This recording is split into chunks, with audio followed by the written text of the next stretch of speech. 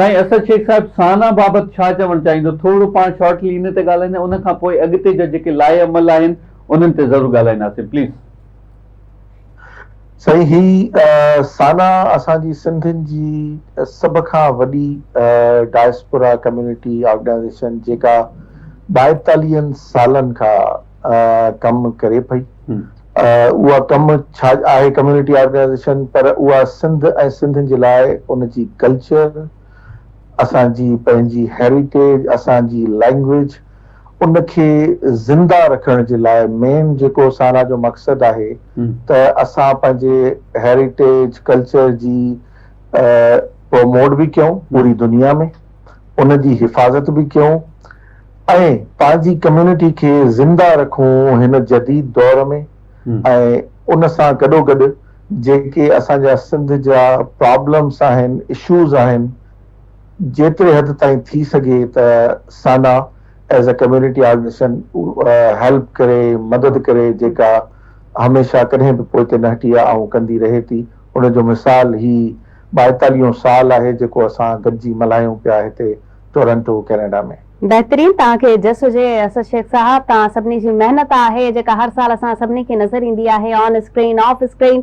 अच्छा, मां तव्हांखां ज़रूरु पुछणु चाहींदमि त छा इहा जेकी महिनत आहे तव्हांजी ऐं सॼो तव्हां इहो पूरो सिस्टम हिकिड़ो मेलो मचायो था, ज़ाहिर फनकार अचनि था ऐं परे परे खां माण्हू बि अचनि था, छा सिर्फ़ु इहो जस्ट ऑडिटोरियम ताईं महदूद आहे इहा सभु शइ, या वरी तव्हां पूरी दुनिया खे इहो ॿुधायो था ऐं मैसेज ॾियो था त असीं सिंधी क़ौम आहियूं ऐं असां वटि ही जेके सिंध में जेके जीअं तव्हां चयो त असां वटि कुझु शयूं आहिनि, ख़तरा आहिनि, या वरी कुझु हालात सही न आहिनि, उहे छा सभिनी खे तव्हां ॿुधायो था या सिर्फ़ु हिकिड़े ऑडिटोरियम ताईं महदूद थी करे उते हिकिड़ो मेलो करे एंड दैट्स इट?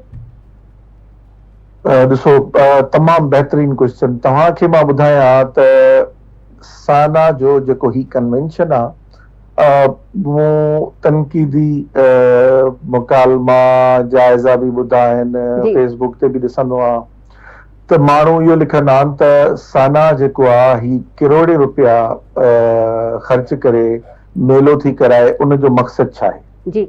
हाणे ॾिसो, साना जा जेके नॉर्थ अमेरिकन कम्युनिटी आहे, सिंधी जेके हिते पाण में रहनि था, पहिरियों मक़सदु त इन कन्वेंशन जो इहो हूंदो आहे त उहे पाण में साल में असांजूं सॼियूं जेके फैमिलीज़ आहिनि, जेके जेके अची सघनि था, उहे हिते पाण में मिलनि, पाण में गॾिजनि ऐं मेल मुलाक़ातूं कनि, नेटवर्किंग थिए।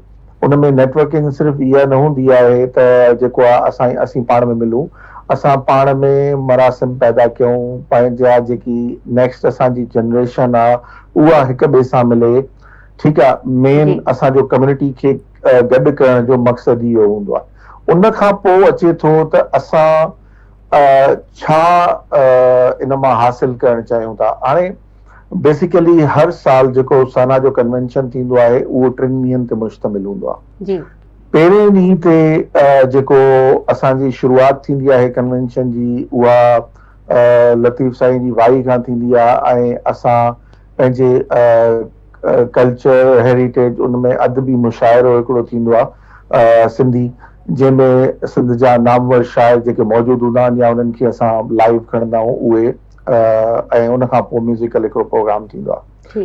ऐं साना जे हर कन्वेंशन जो हिकिड़ो थीम हूंदो आहे हर साल, जेको असां को प्रॉब्लम आहे सिंध में। हाणे लास्ट मां तव्हांखे मिसाल ॾियां, जेको ह्यूस्टन में साना जो 41 कन्वेंशन थियो, उहो उन वक़्तु प्रॉब्लम हले पियो असांजे कैनालनि जो, असांजे पाणी जो, जेको मेन इशू हुयो।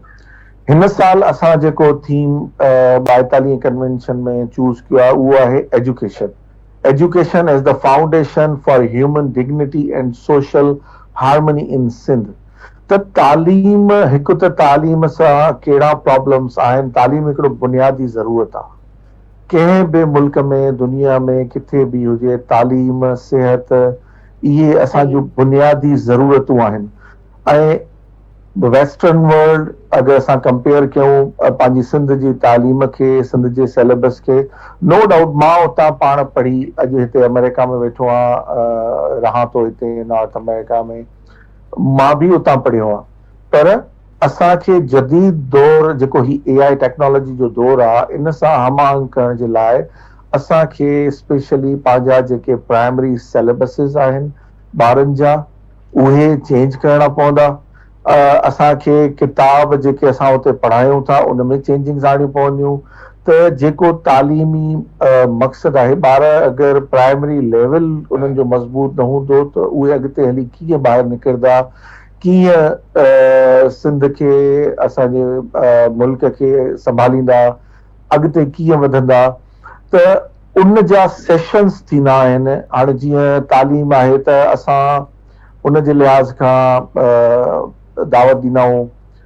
हिन दफ़े असां वटि vice chancellor IBA university Sukkur, Nawabshah जो साइंस एंड टेक्नोलॉजी यूनिवर्सिटी आहे उन जो वाइस चांसलर, तव्हांजी मेडिकल यूनिवर्सिटी आहे उनजो पोइ vice chancellor, Tandojam agriculture university मां उन्हनि जो डॉक्टर, त इहे हिते आयल आहिनि। इन्हनि खे असीं इनवाइट कयो आहे। ॿियो जेके असांजा हिते PhD ऐं डॉक्टर्स आहिनि उहे उन्हनि सां मुकालमा कंदा, सेशन्स कंदा, पैनल डिस्कशन्स थींदियूं त असांखे छा करणु खपे सिंध में तालीम जे लाइ, शऊर जे लाइ कहिड़ा उपाउ वठणु खपनि। ऐं तव्हां ॿुधो हूंदो हाणे हींअर मां तव्हांजे प्रोग्राम में ई ॿुधो त हिकिड़ो फर्द पढ़े। तव्हां सोचो हिकिड़ो फर्द पढ़े, हिकिड़ी औरत पढ़े त उन सां ख़ानदान पढ़ंदो आहे। त इहा असांजे स्पेशली जेके उते माइनॉरिटीज़ के इशूज़ आहिनि उहे असां तालीम सां कीअं घटाए सघूं था, जेके प्रॉब्लम्स थियनि था उन्हनि सां, या औरत जे लाइ तालीम केतिरी ज़रूरी आहे। त इहे असांजा हिन जेको 42 कन्वेंशन आहे इहे सुभाणे जेके असांजा सेशन्स आहिनि उहे इन ते मुश्तमिल आहिनि। त असां